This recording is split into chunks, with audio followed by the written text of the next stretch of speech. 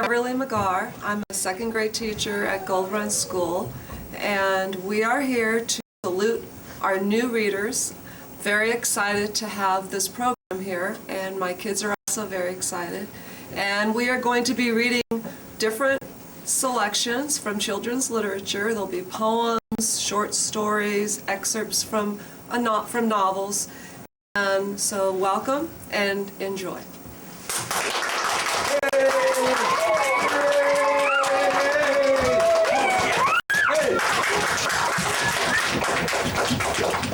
My name is. Build yourself a strong box, fashion each part with care. When it's strong as your hand can make it, put all your troubles there. Hide there all through your failures, in each bitter cup that you quaff. Lock all your heartaches within it, then sit on the lid and laugh. Tell no one else its contents, never a secret share.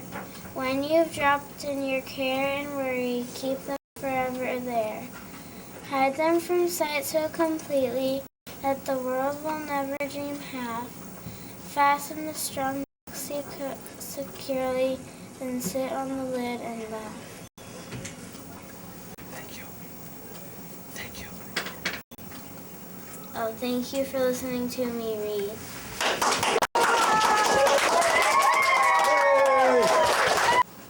I'm Isabella, and I'm going to read Then Laugh. Hi, my name is Taylor McNeely, and I'm reading the book. Left foot, right foot. Louder. Feet in the morning, feet in the night. Left foot, right.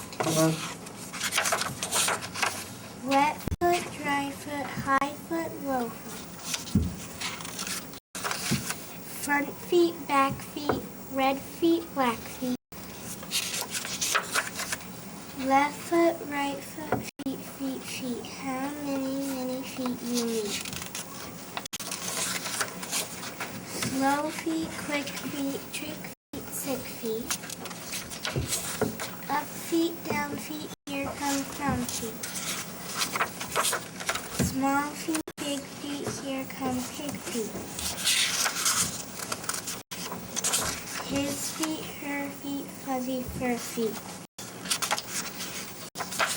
In the house and on the street, how many feet you need? Up in the air feet, over a chair feet. More and more feet, 24 feet. Here come more and more feet and more feet. Left foot, right foot, feet. Oh, how many feet you need. Thank you for listening to me.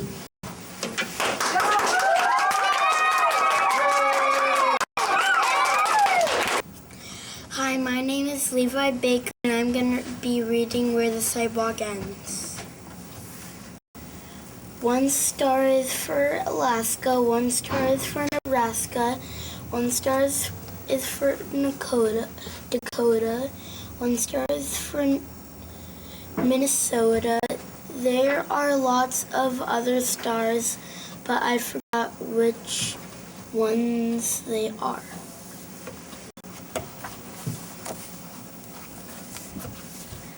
Lazy Jane.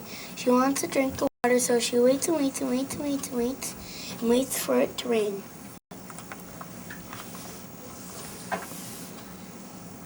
When singing songs of scariness, of bloodiness, of hairiness, I feel,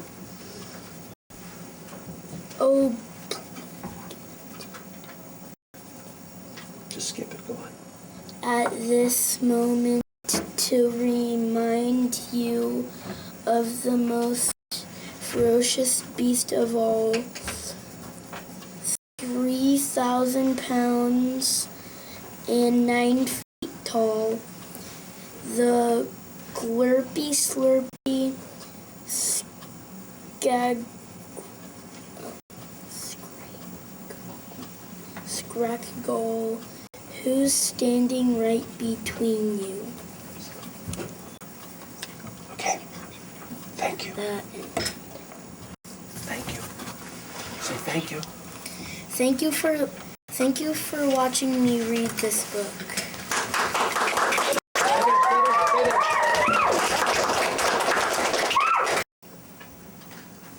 Hi, my name is Zion, and I will be reading The Green Ribbon. And it's a short story.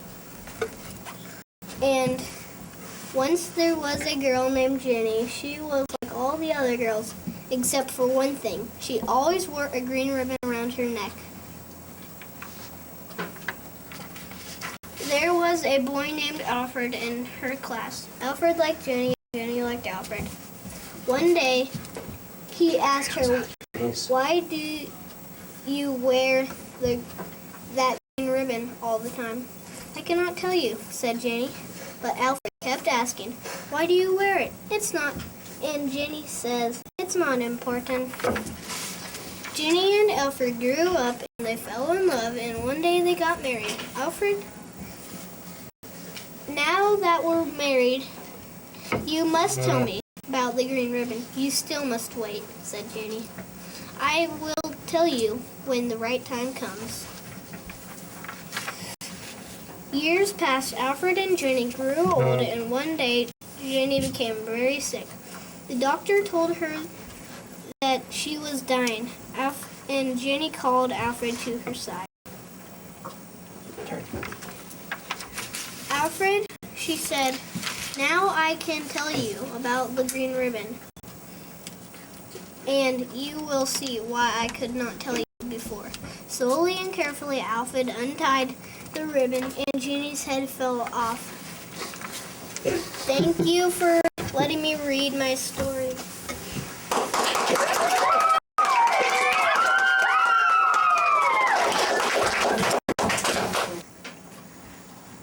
Hi, my name is Ab, and I'll be reading 2 poems by Shel Silverstein.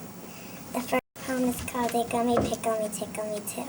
Ickle me, pickle me, tickle me too, winning a ride in a flying shoe. Hooray, what fun, it's time we flew, said Ickle me, pickle me, tickle me too. Ickle was captain and Pickle was crew, and Tickle served coffee and Muggle and stew. As higher and higher and higher they flew, Ickle me, pickle me, tickle me too. Ickle me, pickle me, tickle me too, over the sun and beyond the blue. Hold on, stay in, I hope we do, cried Ickle me, pickle me, tickle me too. Ickle me, pickle me, tickle me too. Never return to the world anew, and nobody knows what happened to dear Ickle me, pickle me, tickle me too. The second poem is called Jimmy Jet and his TV set. I'll tell you the story of Jimmy Jet, and you know what I'll tell you is true. He loved to watch his TV set almost as much as you. He watched all day, he watched all night, till he grew pale and lean, from the early show to the late show and all the shows between. He watched till his eyes were frozen wide, and his bottom grew into his chair, and his chin turned into a tuning dial, and an antenna grew out of his hair, and his brains turned into TV tubes, and his face to a TV screen, and two knobs and vert and horrors grew where his ears had been. And he grew a plug that looked like a tail, so we plugged in Little Jim. And now instead of him watching TV, we all sit around and watch him. Thank you for letting me read to you.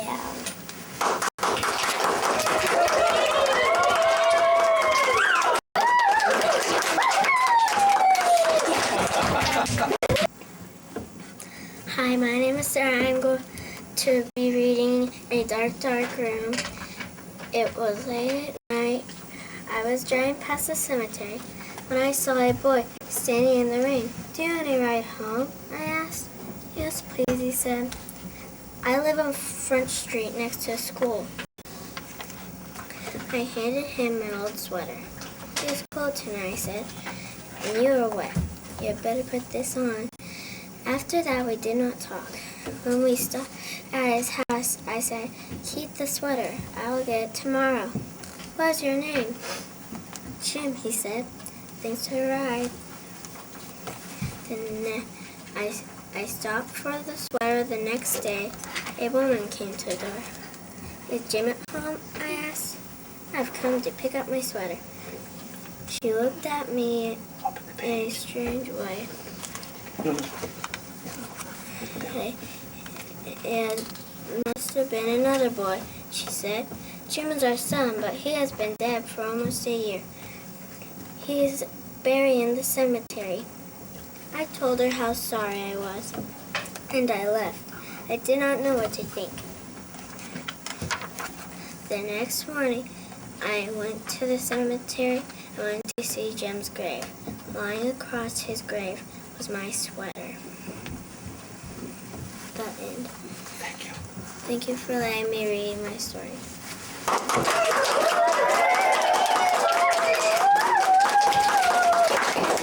My name is Michael Lopin, and I'm going to be reading The Nap Taker. No, I did not take a nap. The nap took me, off the bed and out the window, far beyond the sea, to a land where sleepyheads read only comic books, and lock their naps in iron safes so they can't get took. As soon as I came to that land, I also came to grief. The people pointed at me, shouting, "Where's that nap, you thief?" They took me to the courthouse. The judge put on his cap. He said, "My child, you're on trial for taking someone's nap. Yes, all you selfish children, you think just of yourselves, and you don't care if the nap you take belongs to someone else. It happens that the nap you took without a thought or care belongs to Bonnie Bolingbroke, who's sitting crying there. She hasn't slept in quite some time. Just see her eyelids flap. She's tired, drowsy, cranky too, 'cause guess who took her nap?" The jury cried, "You're guilty. Yes, you're guilty as can be. But just return the nap you took and we might set you free." "I don't care. I did not take a nap," I cried. "I give my soul and vow, and if I took it by mistake, I do not have it now." "Oh, fiddle fudge," cried the judge. Your record looked quite sour. Last night you stole a kiss, like last week you took a shower. You beat your eggs, you whip your cream, at work you punched the clock. You've even killed an hour or two. We've heard you darn your socks.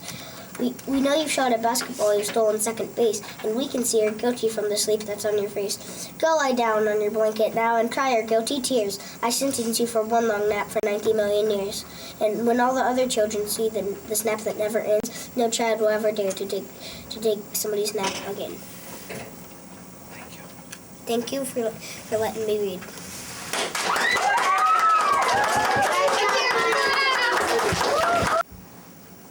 Hi, my name is Calvin. I'm reading Frog and Toad Are Friends. One day in summer, Frog was not feeling well. Toad said, "Frog, you're looking quite green," but "I always look green," said Frog. "I am a frog. Today you look very green, even for a frog," said Toad. "Get into my bed and rest." Toad made Frog a cup of hot tea. Frog drank the tea, and then he said, "Tell me a story while I am resting."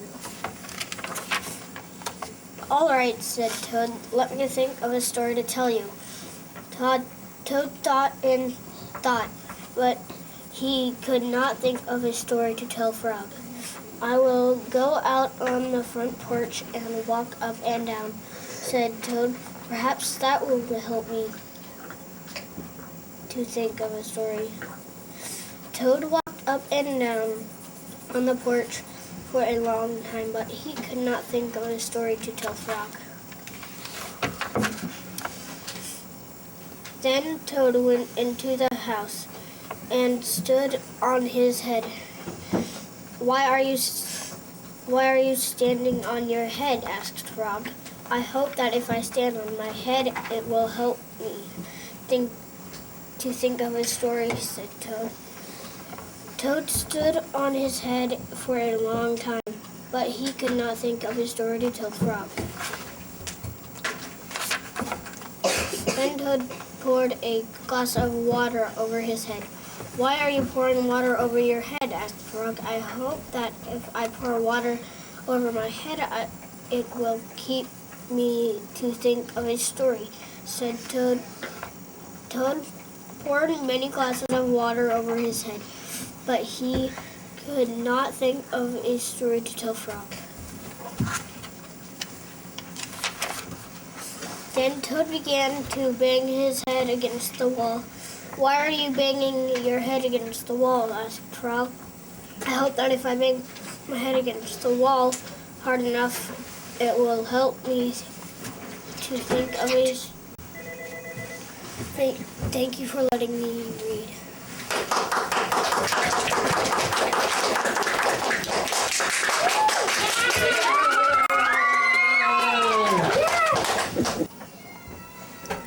My name is Emily, and I am going to read Butterfly Poem.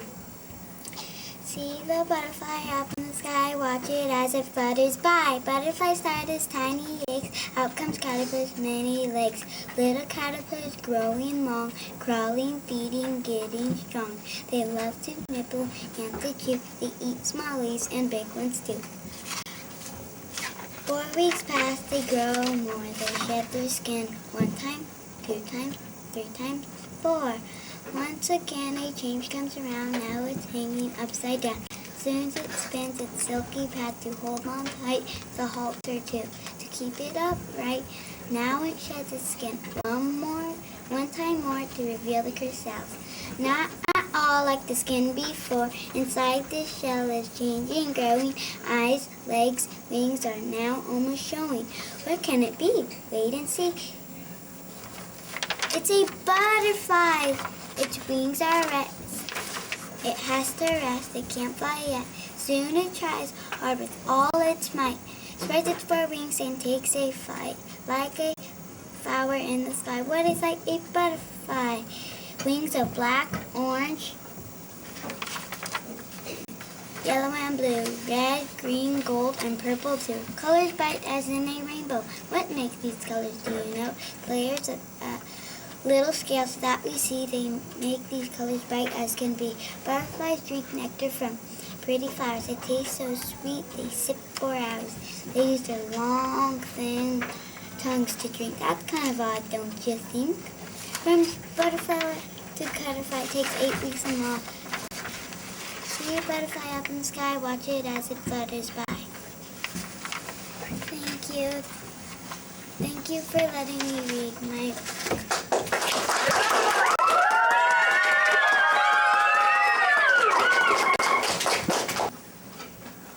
Hi, my name is Keegan and I am reading Go Go Quack.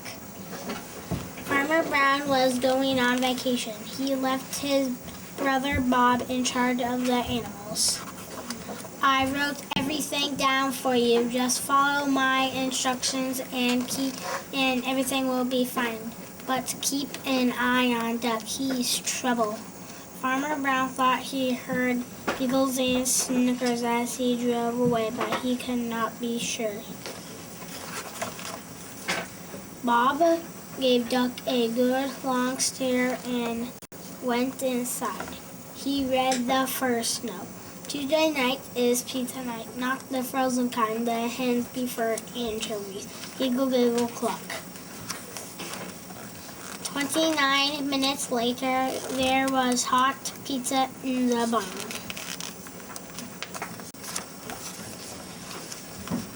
Bob checked on the animals before he went to bed. Everything was just fine. Wednesday is bath day for the pigs. Wash them with my favorite bubble bath and dry them off with my good towels. Remember, they have very sensitive skin. Giggle, giggle, oink. Bob had all the pigs washed in no time. Farmer Brown called home on Wednesday night to check in. Did you feed the animals like I wrote in the note, he asked. Done, replied Bob, counting 7 empty pizza boxes. Did you see my note about the pigs? All taken care of, said Bob. Bob, are you keeping a very close eye on Duck? He asked. Bob gave Duck a good long stare. Duck was too busy sharpening his pencil to notice. Thank you. Thank you for letting me read my book.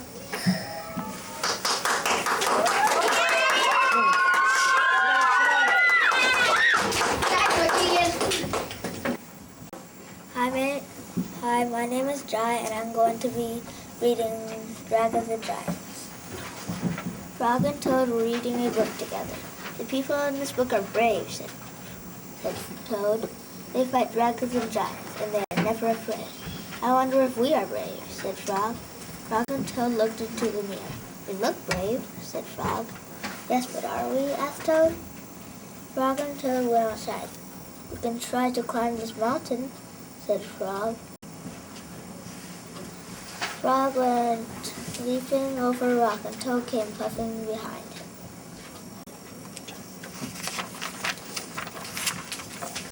They came to a dark cave. A big snake came out of the cave. Hello, lunch, said the snake when he saw Frog and Toad.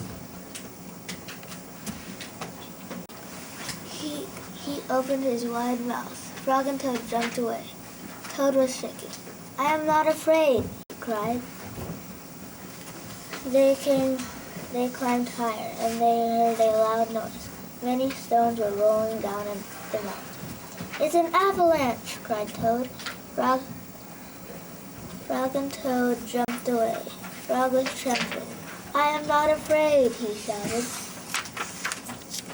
They came to the top of the mountain. The shadow of a hawk flew over them. Frog and Toad jumped under a rock. The hawk flew away. We are not afraid, screamed Frog and Toad at the same time. They ran down the mountain very fast. They ran past the place where they saw the avalanche. They ran past the place where they saw the snake. They ran all the way back to Toad's house. Frog, I am glad you have a brave friend like you, said Toad. He jumped into the bed and pulled out the covers over his head. And I'm happy to know a brave person like you, said Frog. He jumped into the closet and shut the door. Toad stayed in the bed, and Frog stayed in the closet. They stayed there for a long time, just feeling very brave together. Thank you for letting me read my book.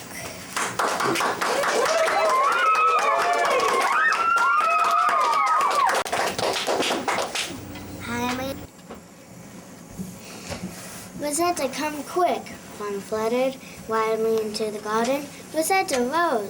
Rosetta's head was deep inside a lily's bloom when she heard Fawn calling her. Rosetta was a gone-town fairy and had been stirring up the pollen.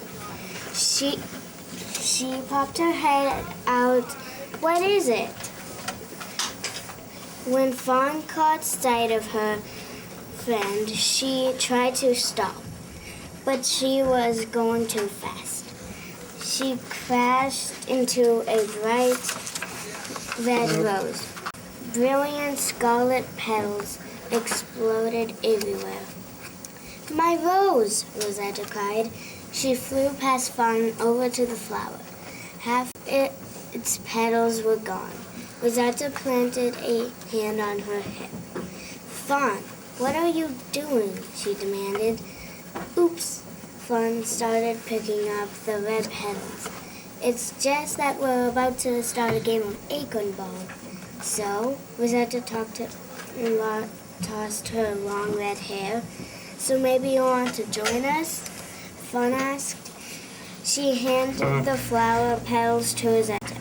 Everyone's going to be there. Tink, Farrah, and Rainy. And not really, Fawn, Rosetta said. Rosetta didn't care for games or sports. She liked beautiful things such as flowers and frilly dresses and delight petal shoes. I've got a lot of work to do in the garden. What work? Frog gave Rosetta a doubtful look. In Rosetta's flower patch, everything was in perfect order. The blue iris grew in straight rows. The pink and white petals stood on the green stalks. The roses were in full bloom. Well, all except for one Ford had ran into. Everything looks perfect, said Fawn, who was at his side. You're such an animal talent, she said. Thank you for letting me read.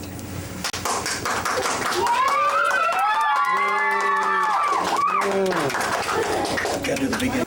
My name is My name is Julian. I'm gonna read Rosetta Stone Day. Ethan, and I'm going to be reading My Grandma, the Major League Slugger. It was a beautiful sunny day, the kind where everything looks like it was cleaned and polished. To shield her face from the sun, Grandma Lee had worn a big straw hat.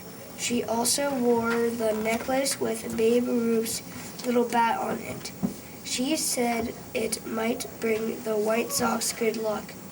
Grandma didn't bring her knitting with her like she usually does. Instead, the minute we took our seats in the stadium, Grandma Lee started asking silly questions. Like, which one is first base? The one on the left or the one on the right? And it's so warm out. Why is everybody wearing a glove? And why is that man squatting behind home plate? Can't they get him a chair? The guys sitting next to us thought Grandma was a riot.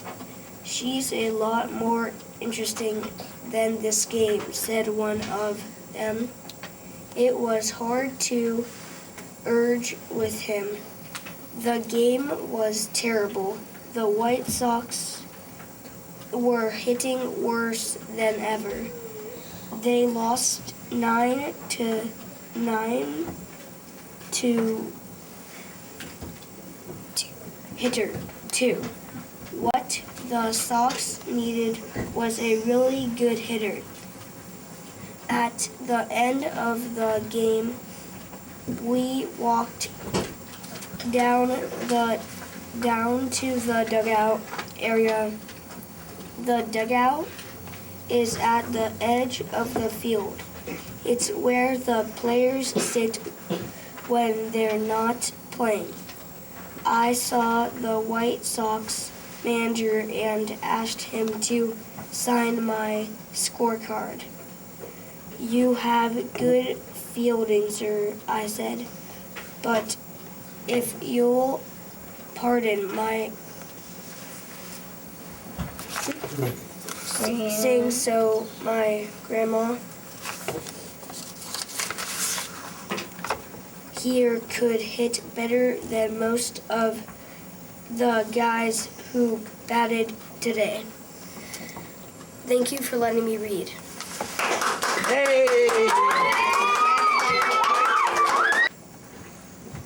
Hi, my name is Tiana Peterson, and I will be reading a poem called Winkin', Blinkin' and Nod by Egoon Fields. Winkin', blinkin' and nod when night sailed off in a wooden shoe, sailed on a river of crystal light into a sea of dew. Where are you going and what do you wish? The old moon asked the three. We have come to fish for the herring fish that live in this beautiful sea. Nets of silver and gold have we, said Winkin', Blinkin' and Nod.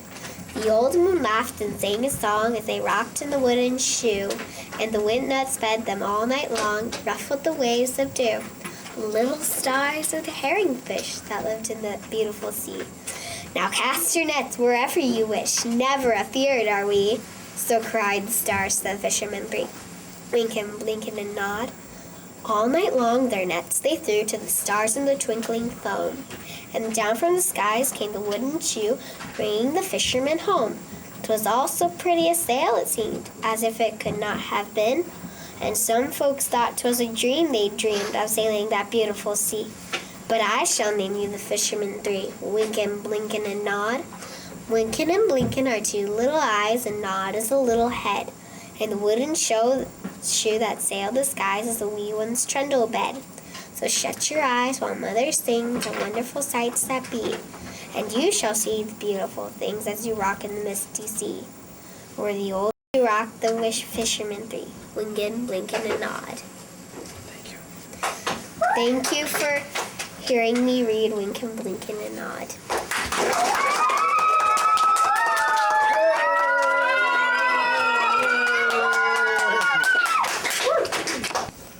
My name is Pigeon and I read Five Little Monkeys Jumping on the Bed. It was bedtime, so five little monkeys took a bath. Five little monkeys put on their pajamas. Five little monkeys brushed their teeth. Five little monkeys said goodnight to their mama. Then five little monkeys jumped on the bed. One fell off and bumped his head. Mama called the doctor. The doctor said no more monkeys jumping on the bed. Four little monkeys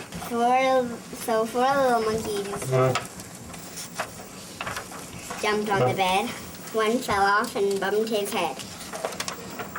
Mama called the doctor. The doctor said no more monkeys jumping on the bed. So three little monkeys jumped on the bed. One fell off and bumped her head. Mama called the doctor. The doctor said no more monkeys jumping on the bed. So two little monkeys jumped on the bed. One fell off and bumped his head. Mama called the doctor. The doctor said no more monkeys jumping on the bed. So one little monkey jumped on the bed. One fell off and bumped her head. Mama called the doctor. The doctor said no more monkeys jumping on the bed. So five little monkeys fell fast asleep. Thank goodness, said the mama. Now I can go to bed. Thank you. Thank you. Okay. Thank you for letting me read my book. Sit down.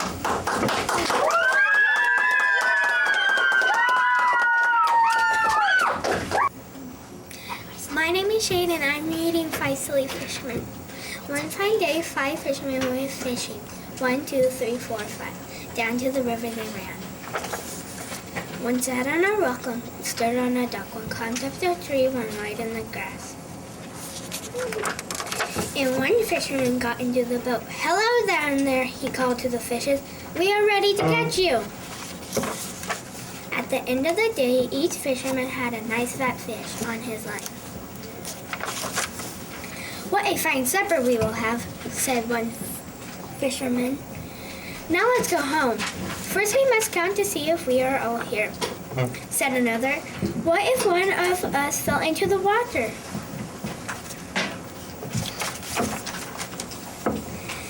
So he began to count. 1, 2, 3, 4. I see 4 fishermen. Oh no, one of us is missing.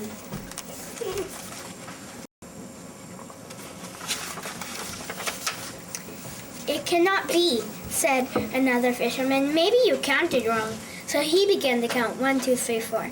I see 4 fishermen too. It is true. One of us has drowned.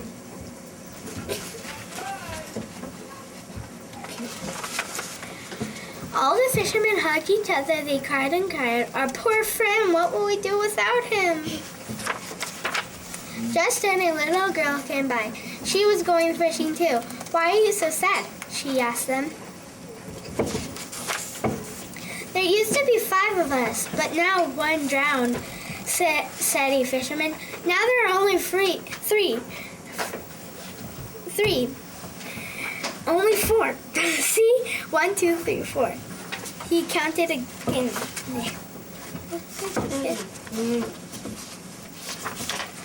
Well, right away the little girl saw his mistake. Thank you for listening to me read. Hi, my name is Corby Stancho and I'll be reading Ringio.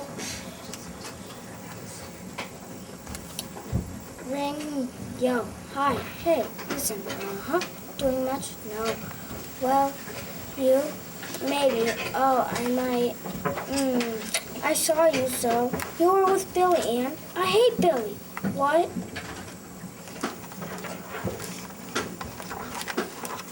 I'm mad. You are? I am going out to play. When? This afternoon with Frankie. But not with you. Why? Because you like Billy. So what? That makes me mad. Then you are not my friend. No, understand. Yes, I'll never play with you. Never! Never! Ever! I changed my mind. You do? I do want to be friends. Me too. We will play together. We will. Do you want to play with me and Frankie? I do. We can still be friends. See, I do like you. See, bye. See ya. Thank you for letting me read my book, Ring Young.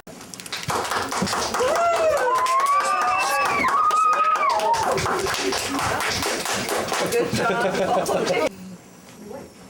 Hi, my name is Deja, and I'm going to be reading a story called I'm Not Afraid of This Haunted House.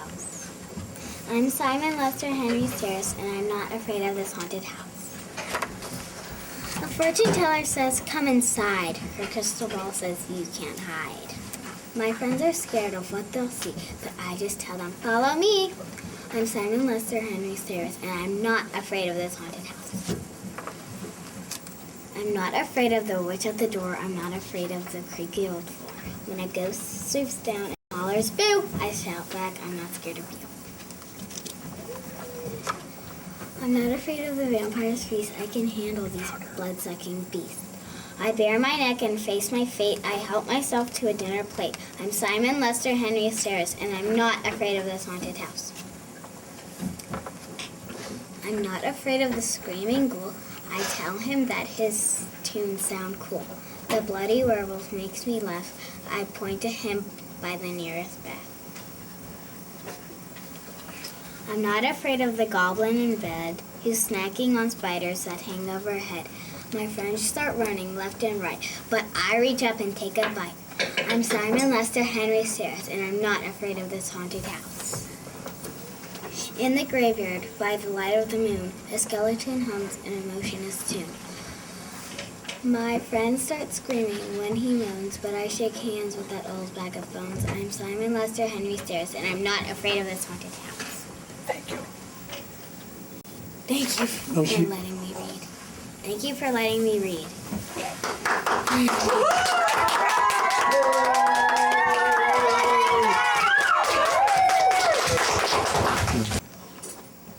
Hi, my name is Nicole, and I'm gonna be reading Falling for Rapunzel. Once upon a bad-haired day, a prince rode up Rapunzel's way. From up above, he heard her whine, upset her hair, and lost its shine. He thought her crying was a plea and sailed forth to set her free. At last she was too far away to quite make out what he would say. Rapunzel, Rapunzel, throw down your hair. She thought he said your underwear. No, Rapunzel, your curly locks. Rapunzel threw down her dirty socks. Please, love you, just your silky tresses. She thought he asked for silky dresses. And lace and frills up to his head, the prince's cheeks were blushing red. Rapunzel, do you have a rope? Rapunzel dropped down a cantaloupe. It burst in pieces on his head. Oh, bad catch, Rapunzel said. Perhaps he said, this is the test, and bound by love he did not rest. Okay, Rapunzel, how about twine? She heaved out her blue ribbon twine. By now the prince was feeling hammered, not to mention less than hammered. He growled up, do you have a ladder? Rapunzel tossed out pancake batter. It covered him from head to toe. She yelled, it's better cooked, you know. At this poor prince had a cry and cupped his hands for one last time. Rapunzel, Rapunzel, let down your braid. Confused, Rapunzel pushed out her maid. The Mayfair squirrel lay on the prince, quite pleased with the convention. Nibble jumped off his lap and soon received a flattering check. Then smiling, said, "For what it's worth, you'll find I'm really down to earth." His young heart thrilled and gave a hoot, for what was more, the maid was cute. She set the prince upon his steed and leapt behind with graceful speed, and leaning close so he could hear, she whispered something in his ear. "I fell for you when we first met." He nodded. "How could I forget?" Thank you for listening to me read.